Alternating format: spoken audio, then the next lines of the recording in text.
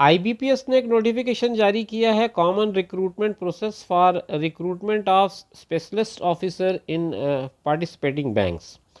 तो ये जो स्पेशलिस्ट ऑफिसर की वैकेंसी आई है उसके लिए ये नोटिफिकेशन है। आज हम इस वीडियो में इसी पर बात करेंगे। दोस्तों नमस्कार, आप देख रहे हैं ज़ीरो पीरियड। 25-26 के लिए आईबीपीएस की इस वैकेंसी में, इस नोटिफिकेशन में जो बातें खुल करके सामने आई हैं उनमें हम एक एक करके समझेंगे किस तरह के स्पेशलिस्ट ऑफिसर्स की रिक्वायरमेंट होने जा रही है। तो सबसे पहले देखते हैं, तो 6 कैटेगरीज इसमें बताई गई हैं। मैं इस वीडियो में आपसे जो महत्वपूर्ण बातें हैं वही डिस्कस करूंगा। पूरा डिटेल इन्फॉर्मेशन अगर आपको देखनी समझनी है तो आप इस नोटिफिकेशन को डाउनलोड कर लें। लगभग 55 पेजेस का ये नोटिफिकेशन है, तो आपको पूरा समझना पड़ेगा। आपके काम की जो जो चीज़ें होंगी उसमें से निकालनी पड़ेंगी। तो अभी जो मैं बात करूंगा आपसे, कुछ महत्वपूर्ण मुद्दे हैं जिन पर जिनकी बेसिक जानकारी आपको होनी चाहिए किसी भी विज्ञापन को समझने और उसमें आवेदन करने से पहले। तो 6 कैटेगरी हैं जिसमें आईटी ऑफिसर स्केल 1 है, एग्रीकल्चरल फील्ड ऑफिसर स्केल 1 है, यानी ये सारे स्केल 1 ऑफिसर्स की वैकेंसीज हैं। राजभाषा अधिकारी स्केल 1 है, लॉ ऑफिसर स्केल 1 है, HR/ पर्सनल ऑफिसर स्केल 1 और मार्केटिंग ऑफिसर स्केल 1। तो ये 6 डिफरेंट कैटेगरी हैं। इसमें स्पेशलिस्ट ऑफिसर्स की अपॉइंटमेंट होनी है जिसके लिए कॉमन एंट्रेंस टेस्ट होना है, कॉमन रिक्रूटमेंट टेस्ट होना है, जो आईबीपीएस यानी कि institute of banking personal selection ये करेगी। तो आगे बढ़ते हैं और इसकी डेडलाइन को देख लेते हैं, टाइमलाइन को देख लेते हैं। टाइमलाइन में एक्टिविटी और टेंटेटिव डेट्स के साथ हम बात शुरू करें तो सबसे पहले ऑनलाइन रजिस्ट्रेशन का प्रोसेस 1 तारीख से यानी कि 1 अगस्त से स्टार्ट हो गया है और 21 अगस्त तक आप ये काम कर सकते हैं। पेमेंट ऑफ एप्लीकेशन फ़ीस अगर मैं बताऊं आपको, तो 1 तारीख से जब ओपनिंग स्टार्ट हुई है इसकी, तो 21/8 तक एप्लीकेशन फॉर्म भरने की जो डेट है वही डेट फ़ीस जमा करने की भी है। कॉल लेटर्स को डाउन करने के लिए आपका जो प्रिलिमिनरी राउंड होगा वो अक्टूबर 2024 होगा। अक्टूबर के महीने में आपका कॉल लेटर जो है वो डाउनलोड किया जा सकेगा आईबीपीएस की वेबसाइट से। और प्रिलिमिनरी जो एग्ज़ाम होगा, इसका पहला राउंड जिसे कह सकते हैं आप, वो नवंबर के महीने में होगा।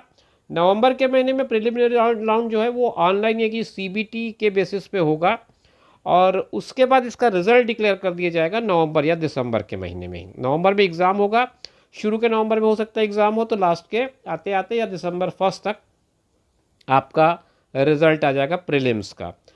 प्रीलिम्स के बाद आप जो क्वालिफाई हो जाएंगे उनको मेंस देना होगा। मेंस के लिए कॉल लेटर आप डाउनलोड कर पाएंगे दिसंबर के महीने में और उसका जो एग्ज़ाम होगा यानी कि मेंस का जो एग्ज़ाम होगा वो भी दिसंबर के महीने में हो जाएगा। मेंस का रिज़ल्ट डिक्लेयर होगा जनवरी-फरवरी में और फिर उसके बाद तीसरा स्टेज शुरू होगा विच इज़ इंटरव्यू। तो इंटरव्यू का जो स्टेज है वो फरवरी-मार्च के महीने में होगा और फिर प्रोविजनल अलॉटमेंट आपको अप्रैल के मंथ में मिल जाएगा। तो ये पूरा सिस्टमेटिक आपका टाइमलाइन है। इस टाइमलाइन को आईबीपीएस फॉलो करेगी और उस हिसाब से जो अगस्त में प्रक्रिया शुरू हो रही है वो अप्रैल के महीने में जा कर के, यानी अप्रैल 2025 में जा कर के पूरी हो जाएगी। पार्टिसिपेटिंग बैंक की भी जानकारी मैं आपको दे दूं। इसमें बैंक ऑफ बड़ौदा है जिसे बीओबी कहते हैं आप, सेंट्रल बैंक है, इंडियन ओवरसीज़ बैंक है, यूको बैंक है, बैंक ऑफ इंडिया जिसे बीओआई कहा जाता है, सेंट्रल बैंक ऑफ इंडिया है, कैनरा बैंक पहले था, मैंने सेंट्रल बैंक पढ़ दिया, वो कैनरा बैंक है, then central bank of India है, फिर पंजाब नेशनल बैंक है, फिर यूनियन बैंक है, बैंक ऑफ महाराष्ट्र है, इंडियन बैंक है और पंजाब एंड सिंध बैंक है। तो इस तरह से अगर मैं देखूं तो लगभग 11 बैंक हैं इसमें, 1 2 3 4, 4 दूनी 8, 8 और 3 11 बैंक पार्टिसिपेटिंग बैंक हैं जो इस एग्ज़ाम के थ्रू अपने कैंडिडेट्स को सेलेक्ट कर रहे हैं।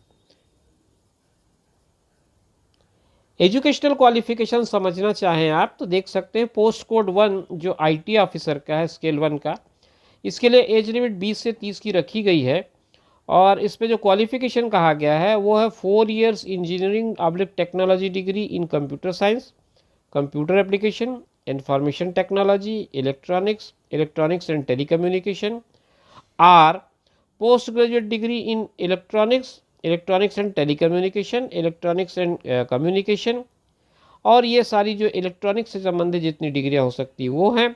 Or graduation having pass DOEACC B level certificate. 3 criteria इसमें उन्होंने बता दिया है।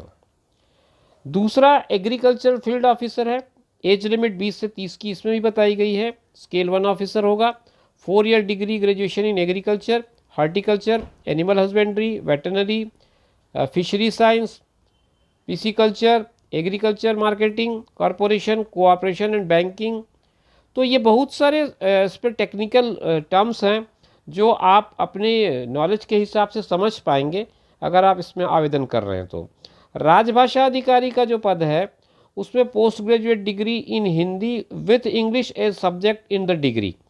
तो पोस्ट ग्रेजुएशन आपका हिंदी में होना चाहिए और अंग्रेजी अंग्रेजी एक भाषा के रूप में आपका स्नातक में होना चाहिए।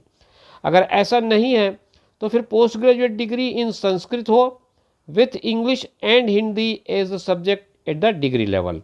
तो ये थोड़ा सा टेक्निकली आप ध्यान रखेंगे। लॉ ऑफिसर के लिए LLB मांगा गया है और HR पर्सनल के लिए graduate and 2 years full time post graduate degree of 2 years full time post graduate diploma in personal management. छठवां है मार्केटिंग ऑफिसर, इसके लिए 2 साल का MMS यानी marketing /2 year full time MBA marketing /2 year full time PGDBA, PGDBM, PGMP इस तरह से मांगा गया है। तो ये एजुकेशनल क्वालिफिकेशन का डिटेल आप अपने रिक्वायरमेंट और अपनी क्वालिफिकेशन के हिसाब से देख पाएंगे। एप्लीकेशन फ़ीस जो है वो है application fees / intimation charge payable from 1st to 21 only online payment both shall be as follows: 175 rupees inclusive of GST SC ST और PWBD के लिए है और 850 रुपीज़ फॉर ऑल अदर्स, मतलब ये 3 को छोड़ दें तो बाकी सब के लिए 850 रुपये है। स्ट्रक्चर ऑफ एग्ज़ाम थोड़ा सा मैं बता दूं आपको, सबके लिए अलग अलग है। दरअसल इसमें पहले A कैटेगरी में है लॉ ऑफिसर और राजभाषा अधिकारी के लिए English language, reasoning, general awareness, ये 3 खंड है 50-50-50 के। 150 नंबर ऑफ क्वेश्चंस 150 होंगे, 125 मार्क्स होगा और 2 घंटे का इसमें समय मिलेगा। IT officer, agriculture field officer और HR आदि के लिए अलग है। तो उनके लिए जो है वो इंग्लिश लैंग्वेज है, रीजनिंग है, क्वांटिटी एप्टीट्यूड है। ये तीनों 50-50-50 के हैं, 150 क्वेश्चन होंगे और 125 यहाँ पे भी मार्क्स मिल रहे हैं। तो ये प्रीलिम्स का हुआ। अब मेंस के लिए जो होगा वो एक तो होगा आपका प्रोफेशनल नॉलेज का 60 क्वेश्चन का 60 मार्क्स का, और दूसरा जो होगा राजभाषा अधिकारी के लिए प्रोफेशनल नॉलेज ऑब्जेक्टिव 45 क्वेश्चन होंगे और प्रोफेशनल नॉलेज डिस्क्रिप्टिव 2 क्वेश्चन होगा। वो दोनों मिलाकर के 60 अंक का बताया गया, 30-30 मिनट का समय दिया गया है।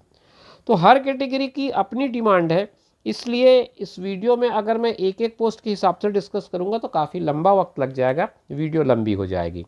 तो नोटिफिकेशन का मैं एक लिंक आपको दे रहा हूं, वहां से आप डाउनलोड कर लें डिस्क्रिप्शन बॉक्स में, और फिर उसके आधार पर आप अपनी योग्यता और आपके वांछित पदों का डिटेल समझ लें और फिर उसके हिसाब से अप्लाई करें। शुभकामनाओं के साथ इस वीडियो को यहीं पर विराम दे रहा हूँ। अगले वीडियो में फिर आपसे मुलाकात करेंगे नई जानकारी के साथ। तब तक के लिए दीजिए इजाज़त। नमस्कार।